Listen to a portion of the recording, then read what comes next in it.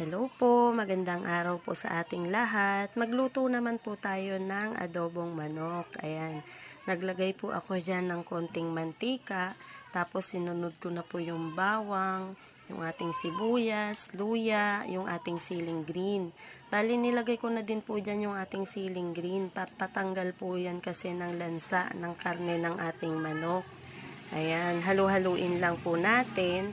Pagkatapos po niyan, ay isunod na po natin yung ating manok. Ayan po yung ating manok. Lagay na po natin lahat. Ayan, lahat po ng nabili nating manok, lagay na po natin.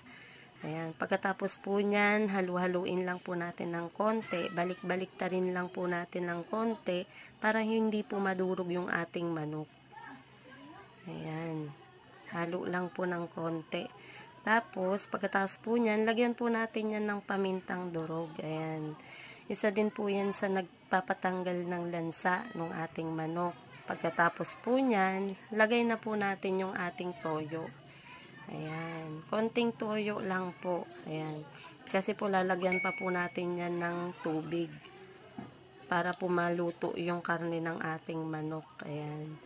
Pag kumukulo na po yung ating nilagay na toyo at tubig, ilagay na din po natin yung ating oyster sauce, yung ating seasonings, tsaka yung ating asukal. Ayan. Pag nag-drain po ng konti yan, yung ating yung ating niluluto, ilalagay na din po natin dyan yung suka. Konting suka lang po yung ilalagay po natin dyan. Ayan. Pagkatapos po niyan, haluin lang po natin ng konti.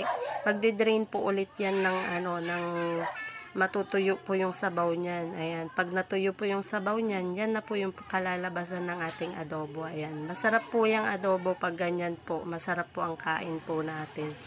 Ayan.